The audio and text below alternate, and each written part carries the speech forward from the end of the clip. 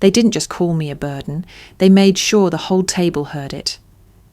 Christmas night in Lincoln, Nebraska, my father slammed his fork down and told me, "We want to live without you. Get out." My mother swirled her wine, laughing like it was a joke. My sister hid behind her plate, pretending gravy was more interesting than blood.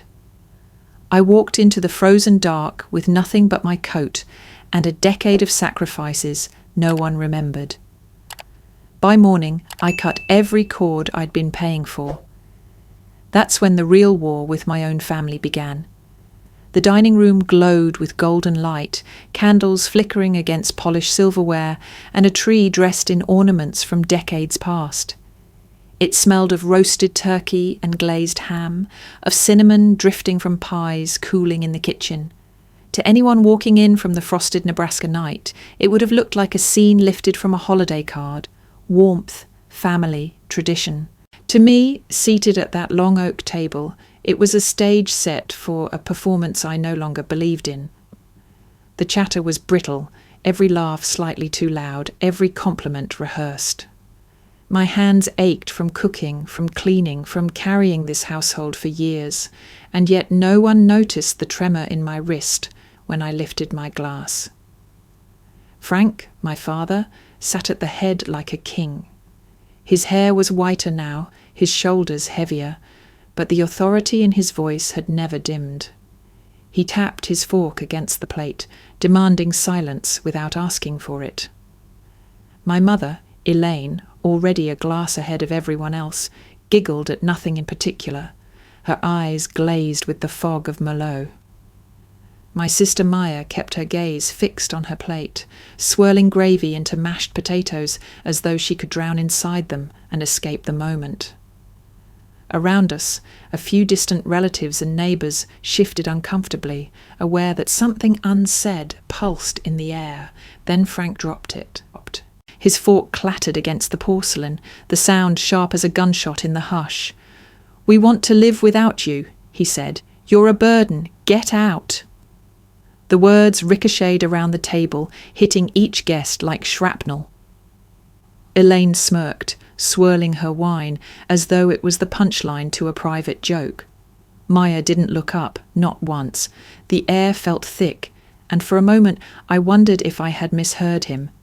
But no, every pair of eyes flicked toward me, some wide with pity, others frozen in polite horror. I sat still, my chest burning, but no tears fell. I had learned long ago not to give them the satisfaction. Inside, my mind tumbled backward through years of sacrifice. The studio I had built from scratch, alive with colour and light, where clients once booked me months in advance. I sold it to pay Dad's medical bills when the surgery left him unable to work. I drained my savings to cover Maya's rent when her freelance gigs collapsed. I became the wallet that kept the roof over our heads, the furnace running, the fridge full. Every dream of my own had been bartered away for theirs, and still, here I was, the villain at my own holiday table.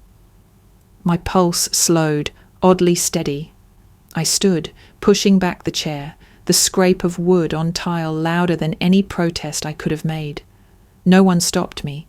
Not Elaine, not Maya, not even the guests who looked at their laps as though politeness could erase cruelty. I reached for my coat, draped on the banister, sliding one arm into the sleeve, then the other. My scarf hung loosely, but I didn't bother knotting it. The air outside would sting, but at least it would be honest. I stepped into the doorway, the cold biting at my cheeks.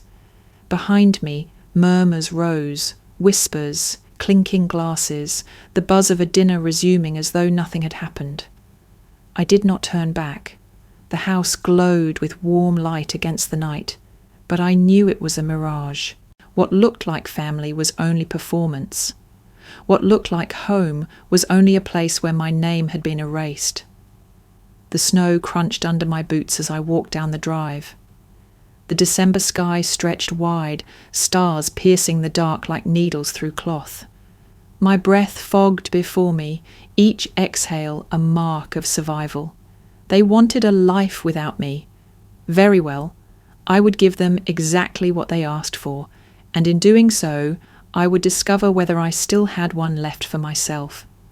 Noah's apartment sat on the second floor of a brick building just off O Street, its windows glowing like beacons in the winter dark. By the time I reached his door, my hands were stiff from the cold, my breath sharp in my lungs. Before I could knock, the door opened and Noah stood there, framed in light and warmth. He didn't ask questions, didn't press. He simply reached out, drew me inside, and shut the door against the night. The contrast struck me immediately. His place smelled of coffee and cedar, soft jazz, humming from a speaker in the corner. A wool blanket lay folded across the couch, and a small fir tree twinkled in the corner with modest ornaments. No audience, no judgment, no brittle laughter. Just stillness, the kind that lets you breathe without measuring how loud it sounds. I sat at his kitchen counter, hands trembling as I pulled my laptop from my bag. Noah busied himself making tea, glancing at me with quiet concern. "You're safe here," he said gently, sliding a mug within reach. I nodded, though my throat felt locked. The warmth of the mug bled into my palms as I opened the computer and logged into the joint account I had managed for years. The numbers on the screen made my stomach drop. More than $10,000 siphoned into transactions labelled Maya's Boutique. My sister, who had looked down at her plate tonight, who had let me take every blow without lifting her eyes, had been draining the account behind my back. I scrolled through dates, steady withdrawals, month after month, even during the weeks she had called me crying that she couldn't afford groceries. The betrayal sat heavy in my chest. I thought of the afternoons when Maya had claimed she was too broke to cover her share of bills, when I had transferred money without hesitation. She had spun stories of struggling with freelance projects, of barely keeping the lights on. All the while, she had been funneling my sacrifices into a boutique dream she never even mentioned. Noah slid onto the stool across from me, watching my face. "What is it?" he asked quietly. I turned the screen toward him. His brow furrowed as he read the trail of transactions, the figure draining lower with every line. "Grace," he murmured, not pitying, just steady. That steadiness anchored me in the moment, kept me from collapsing under the weight of fury and disbelief. I opened another tab, the electric company's portal. My cursor hovered over the auto-pay tab tied to my card. For years I had carried their bills without question. The heat that kept them warm in January, the water that filled their glasses, the mortgage that held a roof above their heads. My father's voice echoed. "We want to live without you." "Very well." My finger clicked and the first cord snapped. The water bill was next. A single click and another chain broke. The mortgage, the internet, the insurance, I cut them all, one by one. Each cancellation brought a strange calm, like exhaling after holding my breath for years. But calm was not peace. Inside me, a hollow space widened, filled with silence that even Noah's presence couldn't touch. I leaned back, the glow of the laptop reflecting in my tired eyes. $10,000 stolen. A family that had laughed, stayed silent, or struck me down. A holiday turned exile. Noah reached across the counter, his hand covering mine. "Are you sure about this?" he asked, voice steady. I met his gaze. "They made their choice," I whispered. "Now I'm making mine." I closed the laptop, the screen darkening, leaving only the reflection of my face, pale, strained but unbroken. The apartment around me was warm, safe, alive with a gentleness I hadn't known in years. Yet inside, I felt the echo of an empty place, the knowledge that a line had been drawn but love had not been restored. It was the first boundary I had ever set. And boundaries, I realized, are both armor and absence. The next morning, pale light slipped through Noah's curtains, tracing lines across the hardwood floor. I sat at his kitchen counter again, the laptop open before me like a battlefield map. The cursor blinked, waiting. My coffee had gone cold, but I barely noticed. One by one, I moved through the accounts: electric, water, gas, mortgage, internet, insurance. Each time my finger hovered, I remembered my father's words. "We want to live without you." So I gave him what he wanted. Click. The electricity stopped pulling from my card. Click. The water disconnected. Click. The mortgage auto draft deleted. Click, click, click. By the time the last account showed cancelled, my body shook with something that was neither relief nor rage, but a jagged mix of both. For years I had been the safety net. I had wrapped their lives in cords tied to my name. Now, in less than an hour, I had cut them all. The phone rang before I could close the laptop. My father's name lit the screen, bold and inescapable. I pressed accept, bracing myself. "What the hell have you done?" Frank's voice thundered through the speaker. "The lights are out. The water's off. Turn them back on, right now." My chest tightened, but my voice came out steady. "You told me last night you wanted to live without me, so live without me." "You're being dramatic," he snapped. "This isn't what we meant." "Then you shouldn't have said it," I replied, and hung up before he could roar again. My hands shook, but my spine felt solid, like I'd finally found steel inside myself. The phone buzzed again, minutes later. Maya's name this time. I almost ignored it, but curiosity won. "You're unbelievable," she spat the second I answered. "Do you know what you're doing to Mum and Dad? They're freezing. They're terrified. You're selfish, Grace. Completely selfish." Her words pierced deeper than my father's anger. I had carried her more times than I could count. Rent checks, grocery runs, late-night calls about her bad luck. "You stole $10,000 from the joint account," I said, my voice flat. Silence, long and telling. Then a scoff. "Oh, so now this is about money? Typical." "It's about trust," I snapped, "and you broke it." She didn't argue further. The line went quiet, then clicked dead. My chest pounded, but there was also space opening inside me, a strange lightness I hadn't felt in years. I thought maybe that was the end of it, until my phone buzzed again, this time with notifications from Facebook. My stomach dropped as I opened the app. There it was. Maya's post, already gathering comments and shares. Some people abandon their families when they're needed most. My own sister thinks she's too good to help her parents. Shameful. The words burned, not because they were true, but because they were public.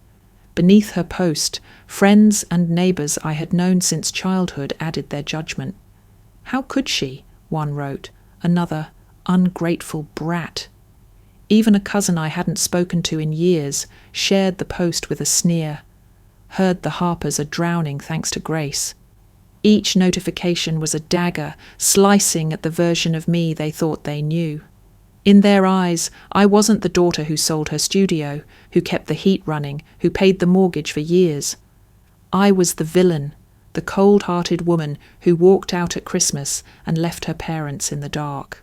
I set the phone face down on the counter, breathing hard. Noah glanced up from the couch, his brow furrowed. "What is it?" "Maya," I said simply. My throat was too tight for more. I wanted to scream, to post screenshots of the transactions, to lay bare every sacrifice I had made.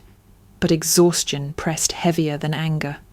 Let them believe her story, I thought bitterly. Let them build their bonfire of outrage.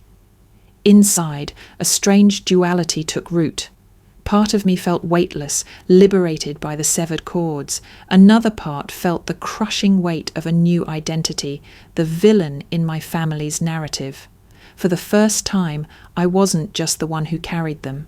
I was the one who had finally let go. And the world was about to judge me for it. The weight of Maya's post lingered long after I set my phone down. By mid-afternoon, the whispers of Lincoln's small-town network were already circulating. I could almost feel them, Neighbours gossiping in grocery aisles, old friends scrolling their feeds, everyone deciding who I was without ever asking me. I turned back to my laptop. If they wanted to define me as cruel, I would redefine myself with work. I pulled up my old portfolio, dusted off case studies I had shelved years ago. Logos, branding guides, packaging mock-ups. They reminded me of who I had once been, a designer with a waiting list, not a family ATM. By evening, I had drafted 3 proposals: a coffee shop needing a fresh menu design, a local startup looking for a brand identity, and the museum downtown preparing for a spring exhibit. Each proposal was tailored: timelines, deliverables, fair pricing. My hand ached from typing, but my chest swelled with something close to hope. The next morning, hope cracked. My phone pinged, an email from the museum's director. Given recent concerns shared within the community, we've decided not to move forward at this time. The words blurred as I read them twice, 3 times. Recent concerns. The polite way of saying they had seen Maya's post, believed the whispers, and didn't want to be associated with me. I closed my eyes, pressing my fingers into my temples. Work had always been my anchor. To lose even one opportunity because of their lies, it felt like drowning. Noah placed a hand on my shoulder. "It's their loss," he said gently. "Another client will see your worth." I wanted to believe him, but my chest tightened with doubt. Before I could sink deeper, another call lit up my phone. The bank. I answered, bracing myself. "Miss Harper, this is just a courtesy check," the banker said. "We received a request to increase the credit limit on your joint household card. It came through online yesterday evening." My stomach knotted. "From what IP?" I asked. He hesitated, then replied, "It originated from the address listed as your parents' residence." The words hit harder than any Facebook comment. It wasn't enough for them to drain me or smear me. They were still trying to stretch the limits of my name, my credit, even after telling me I was nothing but a burden. "I did not authorize that request," I said firmly. "Understood," the banker replied. "Would you like to close this account and reopen under your sole name?" "Yes," I said, without hesitation. By the end of the call, the joint account was dead. I opened 3 new ones in my name alone. New cards, new numbers, passwords long and complex. I scanned and saved every confirmation. Then I opened a folder on my desktop and named it in bold, Boundaries. Inside, I filed the bank documents, copies of the proposals, even a screenshot of Maya's post. Evidence, protection, a reminder that from this day forward, my life would be recorded on my terms. Hours later, as I sorted through contracts and emails, a notification popped into my inbox. Subject line, proposal approval. My breath caught. It was the coffee shop. "We'd love to move forward with your design. Your portfolio stood out, and we're excited to work together." The words lit up my chest like a spark in the dark. One yes didn't erase the no's, didn't erase the betrayal, but it was enough to steady me. I looked over at Noah, who was quietly reading on the couch. "The coffee shop said yes," I said, voice trembling between relief and disbelief. He smiled, soft and certain. "See? Someone sees you clearly." I nodded, my throat tight. For the first time since walking into the Nebraska night, I felt the faintest pull toward possibility. A thread of light, fragile but real, cutting through the shadows of loss and lies. 2 days later, the knock came just after noon. I opened Noah's door to find Elaine standing there, bundled in a wool coat, her hands clutching at the strap of her purse as if it were a lifeline. Her face was pale, her eyes red-rimmed, but not from shame, only exhaustion. She stepped inside without waiting for my permission, the scent of her perfume mingling with the faint trace of wine. "Grace," she began, her voice trembling, "you have to turn the services back on. Your father can't manage. The bills are piling up. We're struggling." Her words hit like dull blades, meant to wound but blunted by repetition. She wasn't apologizing, not really. She was begging for my money, my labor, my compliance. My chest tightened with anger I tried to swallow. "You laughed," I said quietly. She blinked. "What?" "You laughed, Mum. When Dad told me to leave, you laughed like it was a joke. Did you think I wouldn't notice?" Her lips parted, then closed again. She stared at the floor.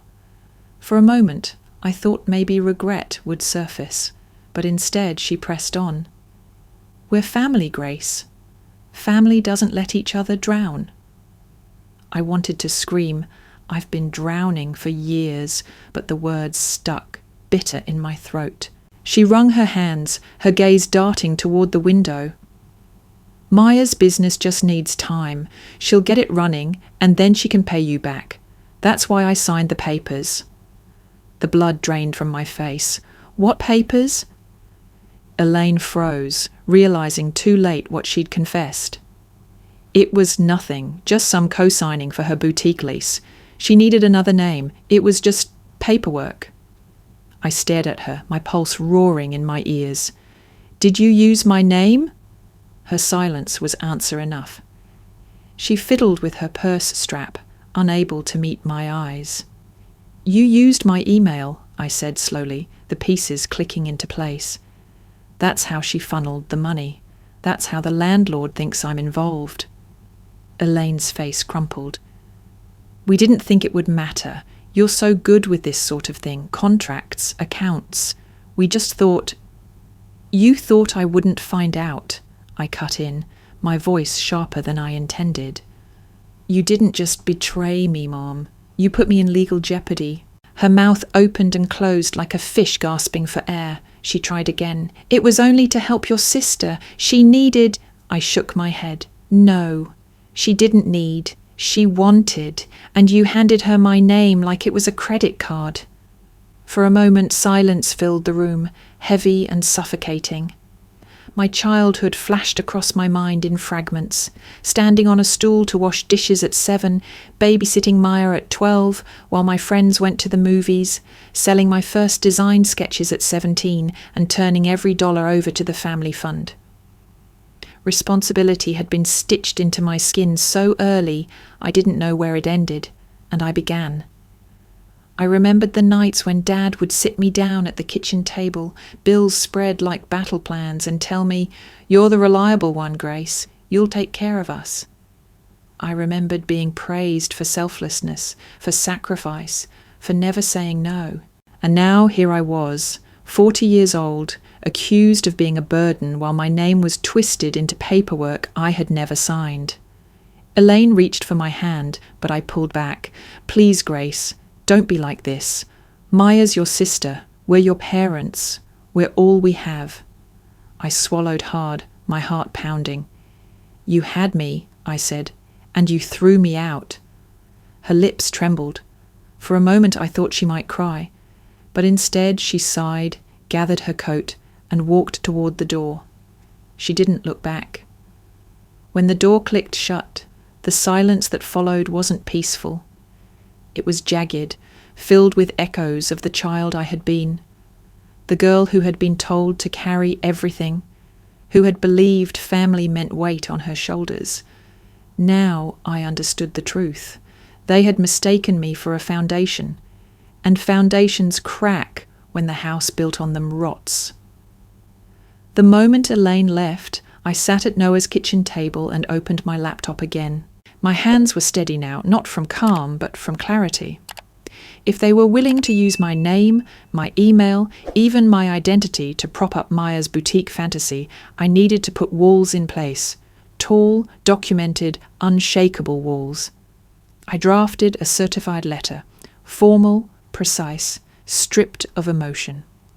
I hereby revoke any assumed authority to act on my behalf regarding financial, legal, or contractual matters related to the boutique project operated by Maya Harper. I attached screenshots of the suspicious transactions, timestamps, and the bank's IP logs confirming activity from my parents' address. By the time I printed and signed it, the words looked less like protection and more like armour. I mailed copies to the boutique's landlord, to the payment processor, and even to my own bank for their records. Paper trails, proof that I would no longer be their safety net or their scapegoat. 2 days later, my phone rang with an unfamiliar number. "This is Dan McCarthy," a man's voice said. "I'm the landlord for Harper and Company Boutique. Are you available to discuss your obligations on the lease?" My stomach twisted. "I don't have obligations on that lease," I replied carefully. "Well," he said, shuffling papers audibly, "your name is listed as a secondary contact. We've already received partial payments under your email." The air seemed to thin around me. I gripped the phone tighter. I never signed anything. I never authorized this. If my information was used, it was without my knowledge or consent. Silence followed, then a sigh. "I see. That complicates things." "It doesn't complicate anything," I snapped, my voice sharper than intended. "It's fraud, and if necessary, I'll pursue it as such." There was another pause, then the landlord softened his tone. "Understood. I'll make a note on file." When the call ended, my pulse raced. The weight of it settled over me, not just betrayal, but entanglement. My own family had dragged me into legal quicksand without a thought, and now it was my name on the line. I shut the laptop and pressed my palms to my eyes, fighting the urge to scream. Noah, sensing the storm, simply set a glass of water in front of me. No lecture, no advice, just quiet presence. It was enough to keep me anchored. That night, instead of collapsing into fear, I opened my portfolio. If they wanted to smear me, I would flood the world with truth. I drafted a post for my professional page, a case study of my last big design before I sold the studio. The project had been for a regional bakery, a full rebrand with menus, packaging, and a new logo. I detailed my process, sketches, colour theory, typography choices, and posted side-by-side photos of before and after. "This is what I love to do," I wrote, helping businesses tell their story visually. I hit publish and closed the laptop, uncertain whether anyone would care. By morning, the post had spread further than I expected. Old clients left comments praising my work. A design blog reshared it. And in my inbox, 2 new messages waited. The first was from the museum. "We'd like to reconsider. Your professionalism and creativity speak for themselves. Could we expand the original proposal to include 5 posters instead of 3? The second was from the startup. "We're impressed with your process. Can we schedule a discovery session next week?" Relief washed over me in waves. For every door Maya had slammed with her lies, another seemed to crack open when I showed my truth. I sat back in Noah's chair, letting the glow of the screen soak into me. My name might have been twisted into contracts I never signed, but here it was too, attached to design, to skill, to a future that belonged to me. I opened the folder on my desktop, Boundaries, and saved copies of the landlord call notes, the letters, the new client emails. One side of the folder was filled with evidence of betrayal, the other with proof of resilience. Both belonged to me. The office wasn't much, but it was mine. A corner unit on the second floor of a fading brick building downtown, the kind with squeaky stairs and a radiator that groaned like it resented being alive. The rent was cheap, the walls were scuffed, and the windows overlooked a narrow alley lined with dumpsters. But when I taped a piece of paper to the door with the words Harper Design Studio, something inside me straightened. Noah helped me move in a battered desk, a rolling chair, and the 3 framed proofs I'd kept from my old studio. I hung them on the wall, a bakery logo, a coffee brand, a non-profit campaign poster. They weren't just decorations, they were proof of what I could build, what I could be again. The first week, the startup signed a retainer. 6 months of steady work, branding, social graphics, packaging. I almost cried when the contract came through. Regular income, predictable, something I could lean on instead of the chaos I'd known. The coffee shop too moved forward with their menu redesign, a smaller project, but one that paid quickly. With those two in hand, I felt like I had planted my flag in new soil. Still, the shadow of my family lingered. Every time my inbox pinged, I braced for another cancelled contract, another poisoned whisper making its way through Lincoln. When the museum reached out again, my chest tightened.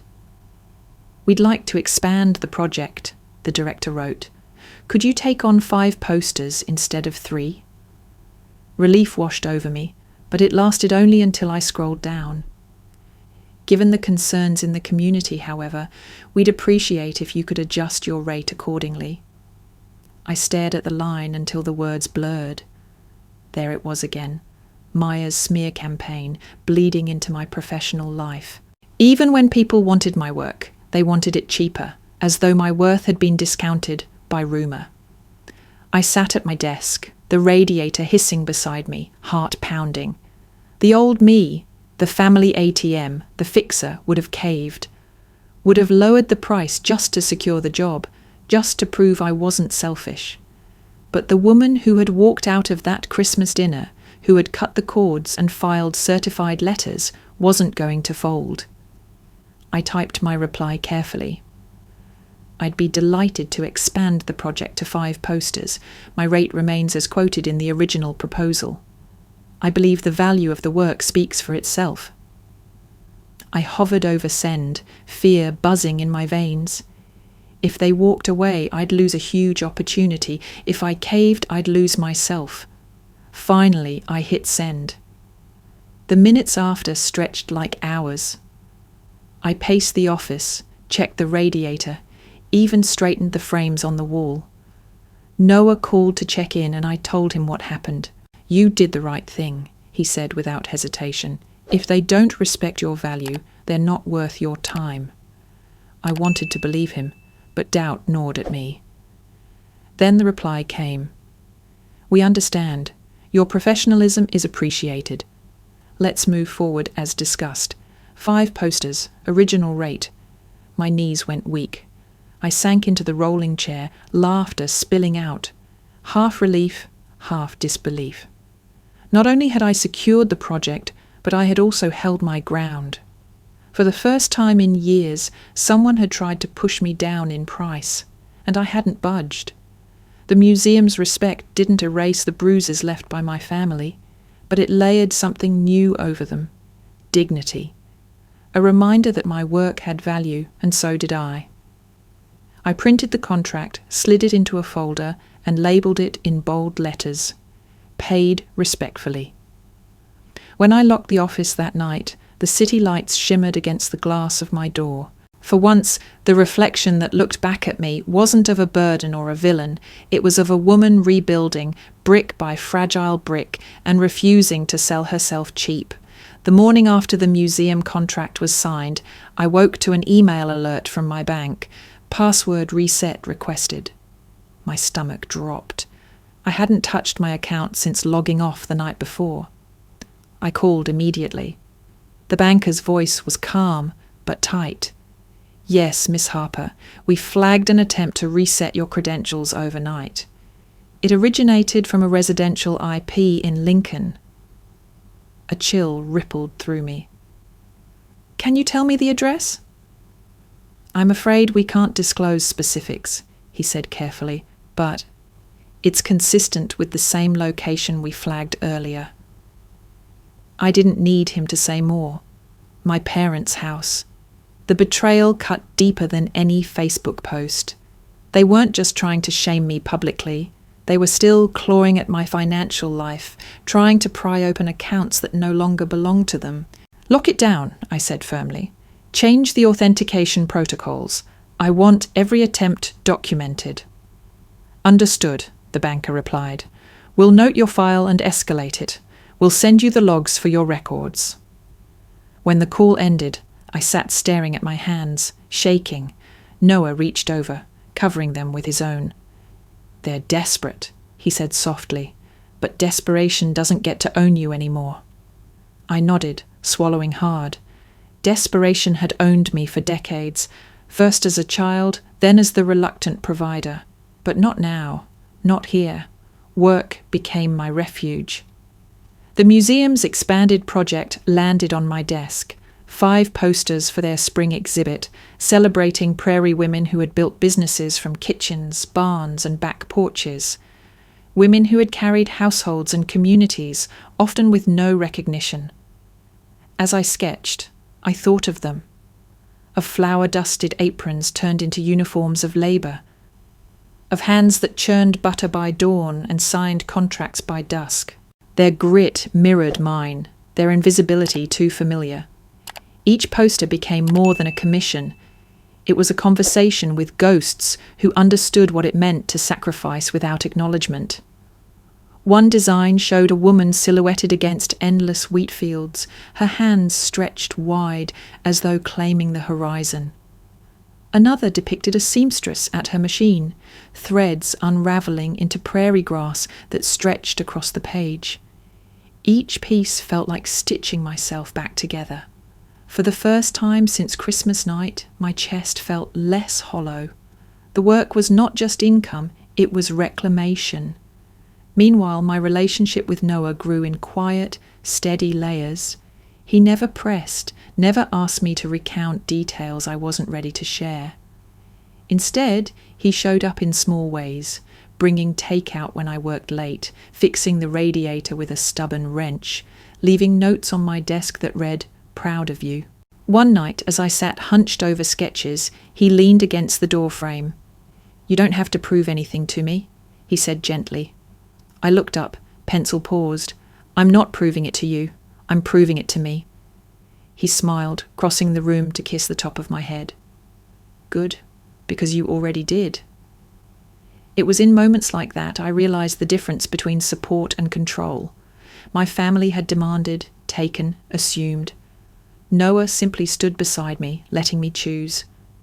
By the time the posters were approved, my office walls were no longer bare. Drafts, colour palettes, and feedback notes covered the corkboard. My inbox held contracts signed, deposits received, timelines locked in.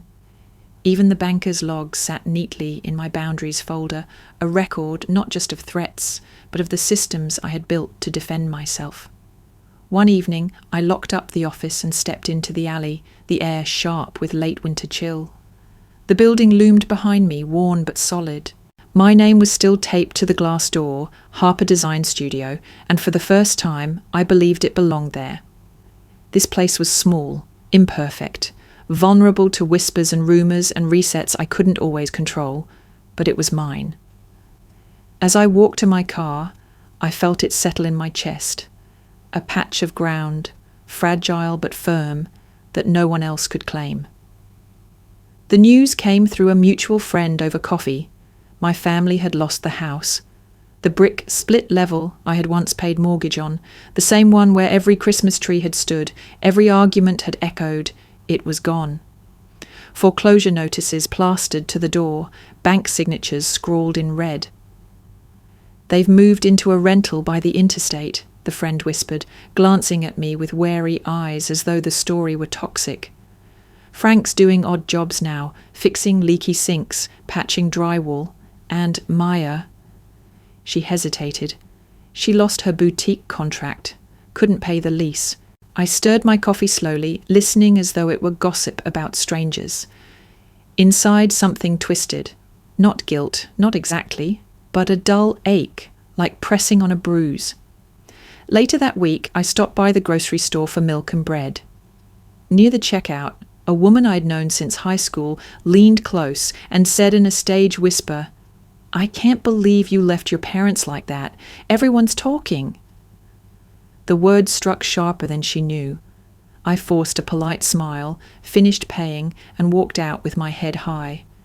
But inside, anger and grief tangled until I could hardly breathe. No one outside knew the truth.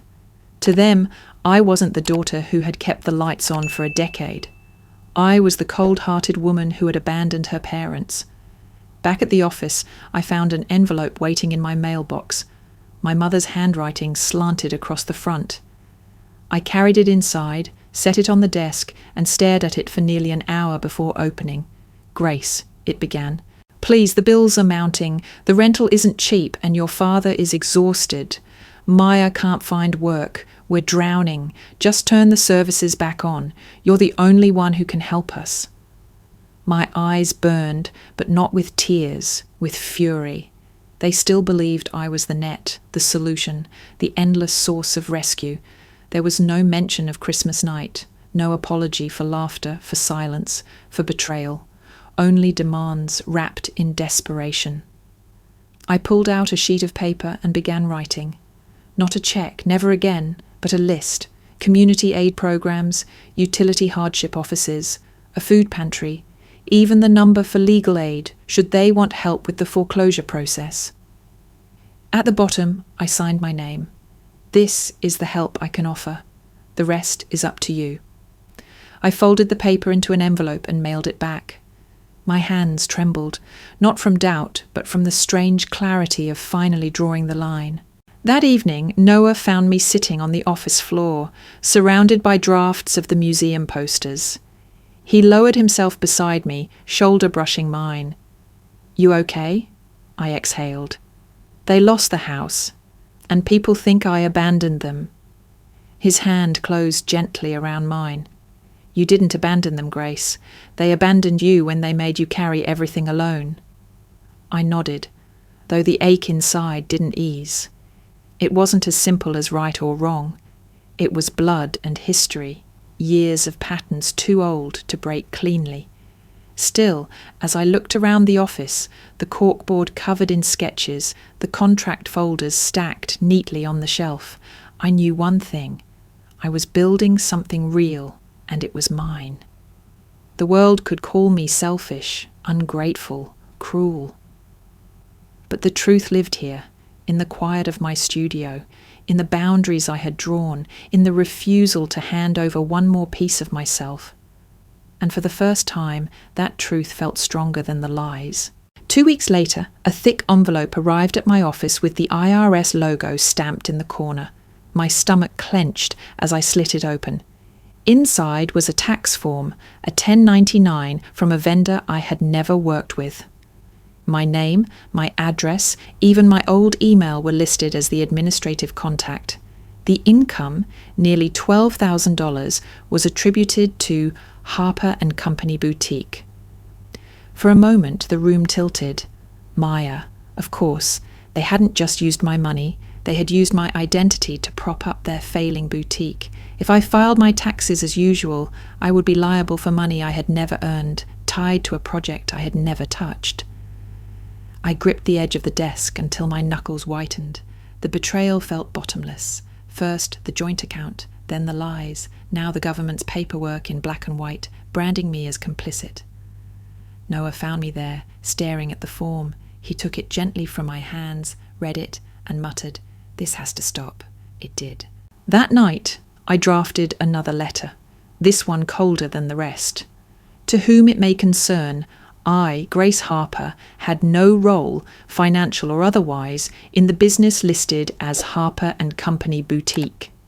Any documentation suggesting my involvement was created without my consent. I request immediate correction and removal of my name from associated records. I attached copies of the IP logs, the bank's correspondence, and my certified revocation letters. I sent it overnight to the vendor, CC'd the IRS office, and saved every page in my boundaries folder. 3 days later, an email arrived. "We apologize for the error. Records have been updated to reflect the correct information. Please disregard the previous form." I exhaled so hard my shoulders slumped forward, one less chain around my neck. And then, unexpectedly, the tide began to turn. The gossip slowed. Maybe people had grown tired of the drama. Maybe the truth had trickled through the cracks. Whatever the reason, the voices calling me selfish grew quieter. In their place came something I hadn't anticipated: opportunity. A bookstore chain based in Nebraska reached out, their email glowing with enthusiasm. We followed your recent work for the museum and the coffee shop. We're planning a complete rebrand, logo, signage, packaging, digital presence, and we'd love for you to lead it. I read the message 3 times before it sank in. Not a small contract, not a piecemeal job. A full system overhaul, the kind of project that could anchor my studio for months. The irony stung. While my family tore down my reputation in whispers and false documents, strangers were building me up through my craft. I met with the bookstore team later that week in their flagship location, surrounded by shelves of paperbacks and the scent of ink and coffee. They spoke with respect, eager for my ideas, not once questioning my worth. Walking out of that meeting, contract folder in hand, I felt the shift inside me.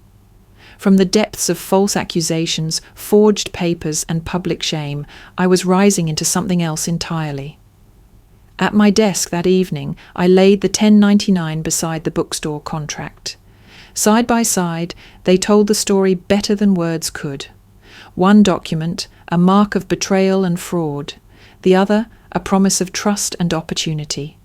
From the hell of being vilified by my own blood, I was stepping into a kind of heaven, one made not of forgiveness or reconciliation, but of independence and earned respect. I filed the 1099 under resolved in my boundaries folder. Then I slid the bookstore contract into a new folder labelled Future. For the first time, the scales tipped not toward loss, but toward possibility. By spring, the air in Lincoln softened. Snowbanks melted into muddy gutters, and for the first time in months, the world smelled faintly of grass instead of despair. My studio had contracts stacked neatly in labelled folders. Coffee shop menus, museum posters, the bookstore chain's rebrand. For once, I wasn't bracing for collapse. I was budgeting, planning, living. One evening, Noah and I sat at my kitchen table with takeout cartons spread between us. The conversation, casual at first, drifted toward money. I don't ever want us to become what I had with my family, I admitted, fiddling with my fork. Where one person bleeds dry while the others pretend it's normal. Noah leaned back, thoughtful. Then let's make rules, our rules. So we did. No shared accounts, not yet. No silent expectations. If one of us paid for dinner, the other picked up groceries. If one of us struggled, we talked before assuming the other would cover it. Transparency instead of guilt. Partnership instead of sacrifice. The relief of setting boundaries, even in love, was enormous. It meant I could exhale, knowing I wasn't stepping into another trap disguised as family. Weeks later, he drove me to Sunken Gardens, where the tulips were beginning to bloom in neat, riotous rows. The sky stretched wide, painted with streaks of pink and orange. We walked slowly among the paths, the air thick with the smell of earth and blossoms. At the pond, Noah stopped. His hand slipped into his pocket, and when he turned to me, his eyes held a steadiness I had come to lean on. He opened a small box, the silver ring catching the last of the sun. "Grace," he said quietly, "you've rebuilt everything on your own terms. I want to build a life with you, one that doesn't ask you to shrink." For a moment, the world blurred. My chest tightened, not with fear, but with the weight of choice. Marriage had always meant obligation in my mind, a tether, a demand, a drain. But Noah wasn't asking me to rescue him. He was asking me to stand beside him. I hesitated, the old voice whispering that saying yes meant surrendering the independence I had fought so hard for. But another voice, stronger now, reminded me that partnership didn't have to mean loss. It could mean gain. "Yes," I whispered, tears prickling my eyes. "Yes." He slipped the ring onto my finger, and the garden around us seemed to hum. For the first time, I felt the idea of family not as a weight, but as something light. That night, as we celebrated quietly over dinner, my phone buzzed. A text from an unknown number lit the screen. "You think you're free, but you're not. Pay back what you owe, or I'll make sure your little wedding never happens. My stomach dropped. The number was blocked, but I knew the tone. The clipped sentences, the entitlement disguised as accusation. Maya. I showed Noah. His jaw tightened, but he didn't say what I expected. No curse words, no promises of revenge. Just, we'll handle it. I stared at the message, the silver ring catching the lamplight. My sister, even in ruin, still believed she could sabotage my future.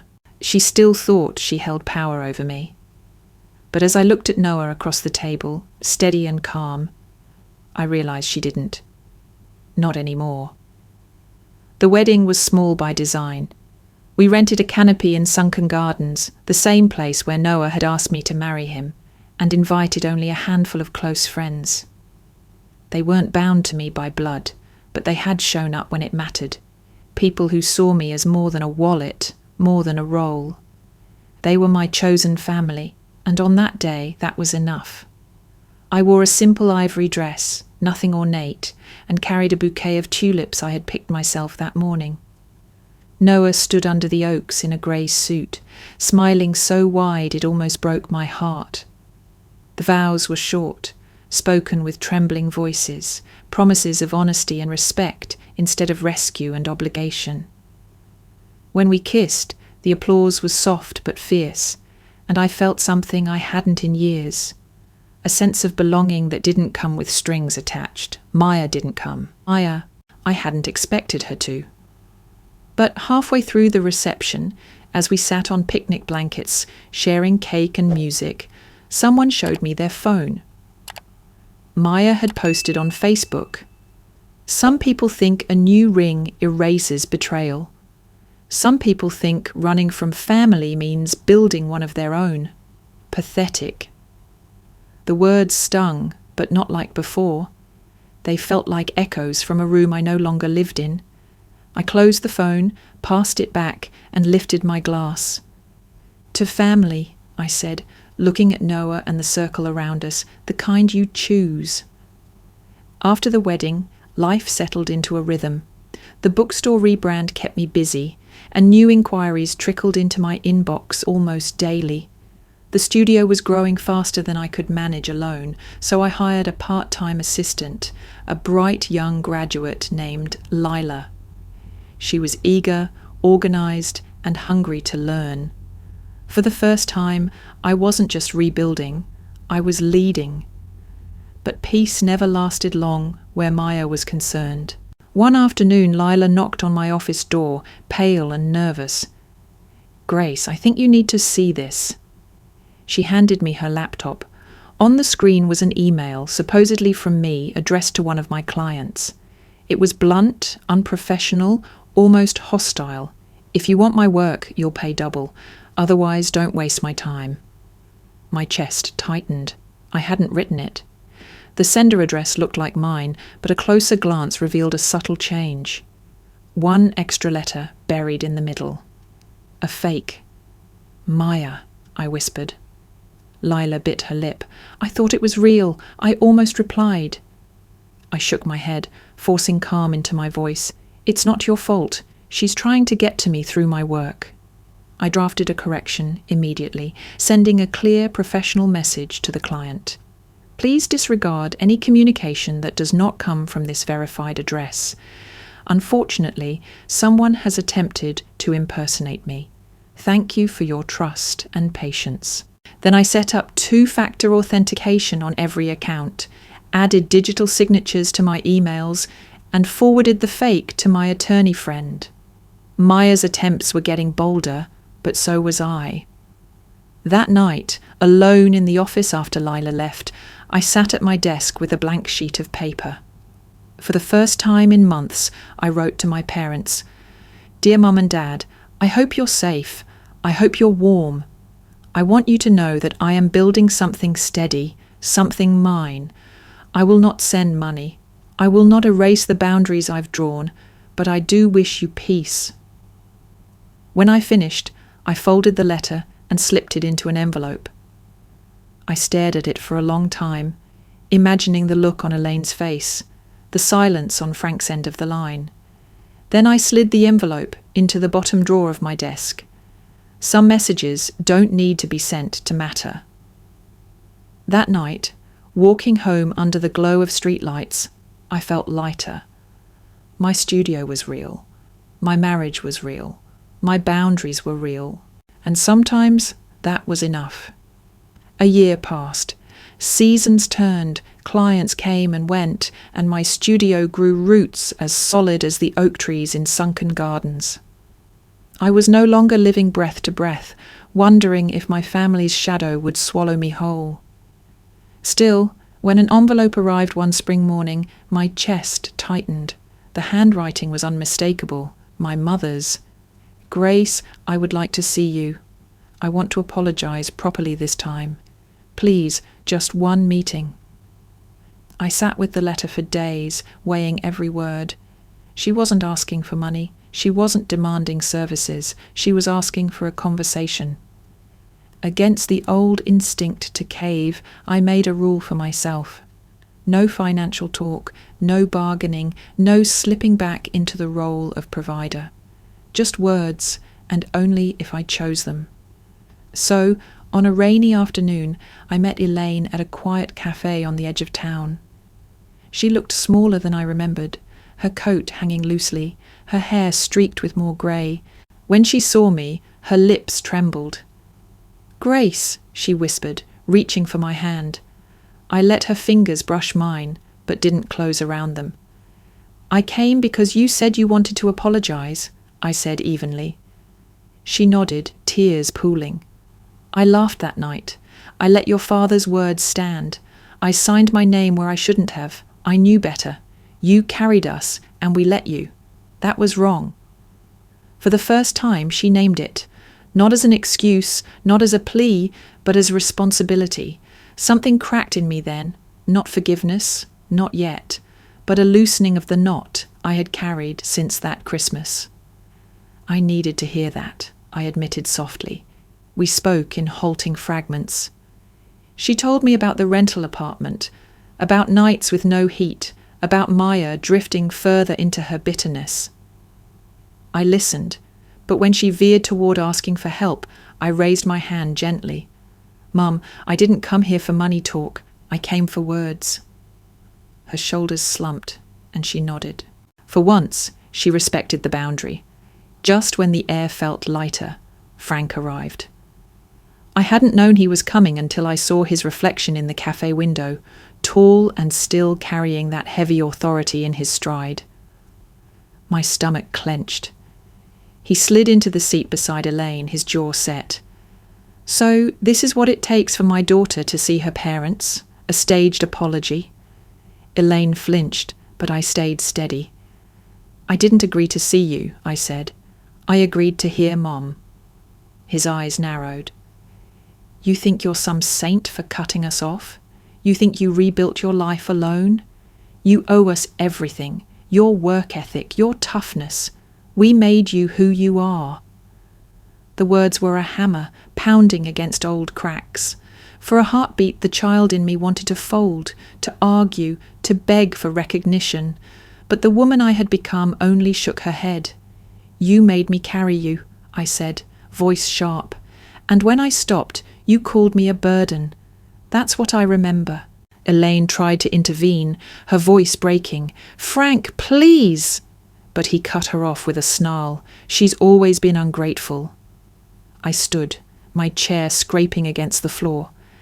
"I came here for a conversation, not a lecture. If this is all you have to offer, then we're done." Elaine's tears spilled, her hand reaching out. "Grace, please, don't go. I am sorry." I softened enough to meet her eyes. "I believe you, but belief isn't the same as repair. That will take time and choices only you can make." I turned toward Frank, who sat rigid, arms crossed, eyes burning with a refusal to bend. He would never give me the acknowledgement I craved, and maybe that was the point. As I walked into the rain, the drops cool on my face, I realized the truth. An apology could soften history, but denial would always harden it. Between the two, I had to choose where to stand. And I chose the boundary. 1 year later, my life looked nothing like the woman who had walked out of a Christmas dinner with only her coat and her pride. The studio had grown into a steady heartbeat, contracts arriving with a rhythm that no longer surprised me. The bookstore chain rolled out their new branding across every location, and seeing my designs printed on signs, menus, and tote bags felt like reclaiming the years I thought I'd lost. I hired Lila full-time, then another assistant to handle scheduling and client communication. What once felt impossible, delegating, trusting, became second nature. My income was predictable, my savings rebuilding, and for the first time I started planning not just to survive, but to invest. I signed a lease extension on the office, painted the walls a fresh white, and filled the windowsill with plants that thrived in the morning sun. Every Wednesday, I sat in a quiet room across from a therapist who didn't ask me to defend myself. She asked about patterns, about boundaries, about the little girl who had once been told she was the reliable one. In those sessions, I began untangling threads that had bound me for decades. I learned that survival isn't the same as living, and that guilt isn't love. I didn't see Frank again. Elaine wrote occasionally, short notes, cautious, almost tender, but she respected my rule: no money. Sometimes I answered, sometimes I didn't. I no longer felt the old urgency to fix, to prove, to bend. My worth was not waiting in their recognition. It was already alive in my work, my marriage, my peace. The community that once whispered now nodded when we crossed paths. Some still believed Maya's story, but I stopped caring. Reputation is fragile. Character is not. I had rebuilt mine from the ground up. The lesson hardened into truth. Being cast out by family did not strip me of value. If anything, it revealed it. They had called me a burden. In reality, I had been their foundation, and when I stepped away, the cracks showed. But their ruin was not my destiny. One late afternoon, I watered the plants lined along my office window.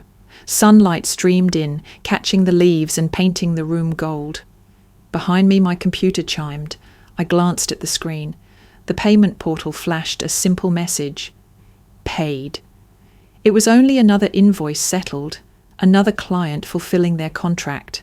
But as the word glowed across the screen, it felt like more than a transaction. It was a declaration. Paid for the work I had done, paid for the boundaries I had drawn, paid in full, not by my family's approval, but by my own survival. I set the watering can down, leaned against the desk, and let the light wash over me. Freedom wasn't loud. It wasn't fireworks or applause. It was this: a thriving studio, a steady love, a quiet Wednesday therapy session, a row of green plants soaking up the sun, and the knowledge that when my family called me a burden, they were wrong. I was never the weight. I was the root. The final truth shimmered on the screen and in my chest: paid.